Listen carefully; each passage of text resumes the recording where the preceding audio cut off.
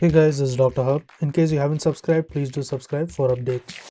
Let's look into the daily fluid intake and also the output. So to begin with the intake, the fluid ingested normally in a day, in case of ml per day, this will be 2100. And what will be the metabolism? The fluid ingested is 2100. The metabolism, it will be 200. So total it amounts to about 2300, that is 2300. Next, when you look at the output, there is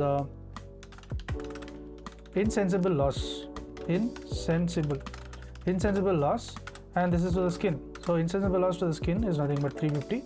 Then insensible loss to the lungs. If you look at the lungs, again it is 350. And sweat, it amounts to 100, feces 100. So S and F, the sweat and the feces, it amounts to 100. And if you look at the urine, it is about 1.4 liters. Now when you look at the total output, if you see, it amounts to 2300. And now we look at the prolonged and heavy exercise. So prolonged and heavy exercise is basically, it is present in case of ml per day. So it is present in ml per day. And here the intake from metabolism. So metabolism, it is going to be 200.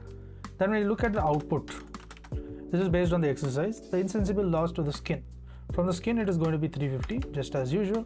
Then the lungs. So lungs is going to be more. That is on exercise, it is going to be 650. Then sweat is going to be maximum. Sweat is going to be, you're going to lose about 5 liters. So 5 liters per day. And feces is 100 and urine is going to be 500. Urine will be 500. That is, it is reduced from 1400 to 500. So now when you look at on prolonged exercise, the output is going to be 6600. That is 6600. To learn and grow daily like this, please do subscribe.